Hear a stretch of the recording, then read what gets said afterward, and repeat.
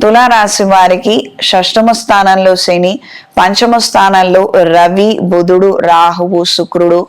ఆలోచన విధానాలు మరింతగా వేగంగా ఉంటాయి. మంచి ఆలోచనలు పడతాయి. ఎంటర్టైన్మెంట్ విభాగాలలో ఉండే వారికి కాలం అనుకూలంగా ఉంటుంది.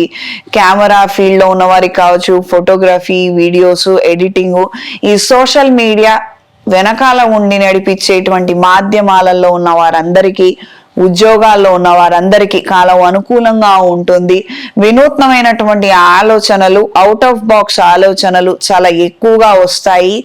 వీటిని మీరు సక్రమంగా, ఎథికల్గా, లీగల్గా ఉపయోగించుకోగలిగితే అన్ని విధాల మంచి జరిగే అవకాశం ఉంటుంది. లేదా అనవసరమైనటువంటి లిటిగేషన్స్ లో ఇరుక్కునే ప్రమాదం కూడా ఉంటుంది. కాస్తంత నిదానంగా చక్కగా చెయ్యండి. భవిష్యత్తుకు ఉపయోగపడేటువంటి అంశాలు, ఆయా పునాదులు ఇప్పుడు పడే అవకాశం ఉంది.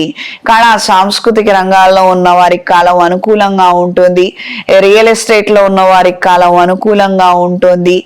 కిరాణా వ్యాపారస్తులకు, బ్యూటీ పార్లర్లు నడిపే వారికి కాలం అనుకూలంగా ఉంటుంది. ప్రజా సంబంధ బాంధవ్యాలతో కూడుకున్నటువంటి వ్యాపారాలు మూడొంతులు పుంజుకుంటాయి. మంచి ఆదాయాన్ని పొందగలుగుతారు. ఈ రాశిలో జన్మించిన స్త్రీలకు ఆరోగ్య విషయాలలో తగు జాగ్రత్తలు అవసరం. ఎక్కువగా రిలాక్స్ అవ్వాలి. కాస్తంత తొందరగా అలసిపోతున్నాము, ఈ విధమైనటువంటి మానసిక సంఘర్షణ పెరిగే అవకాశం ఉంటుంది. స్నేహితులతో, సహోద్యోగులతో కలిసి విందు వినోద కార్యక్రమాలలో చురుగ్గా పాల్గొంటారు. ఆహార నియమాలకు సంబంధించిన అంశాలలో అప్రమత్తంగా ఉండండి. సంతానానికి సంబంధించి కొన్ని చికాకులు, మీరు చెప్పినటువంటి మాటలు వాళ్ళు వినక పిచ్చి వేషాలు వేయటం మనస్తాపానికి గురి చేసే అంశంగా మారవచ్చు.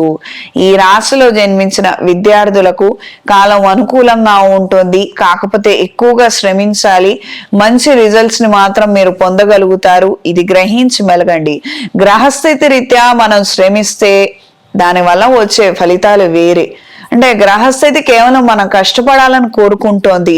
మనం కష్టపడి చదువుకుంటే మనకి తర్వాత ఈజీ గెయిన్స్ ఎక్కువగా ఉంటాయి.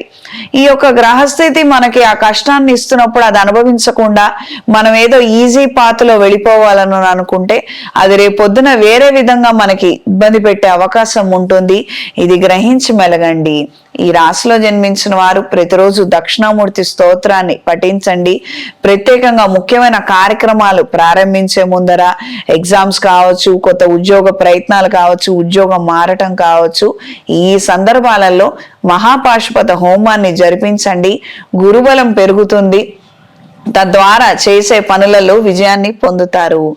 ఈ రాశిలో జన్మించిన వారికి ఈ వారం కలిసొచ్చే రంగు బ్రౌన్ కలర్, కలిసొచ్చే దిక్కు పడమర, కలిసొచ్చే సంఖ్య 9. ప్రతిరోజు ఆదిత్య హృదయాన్ని పఠించండి.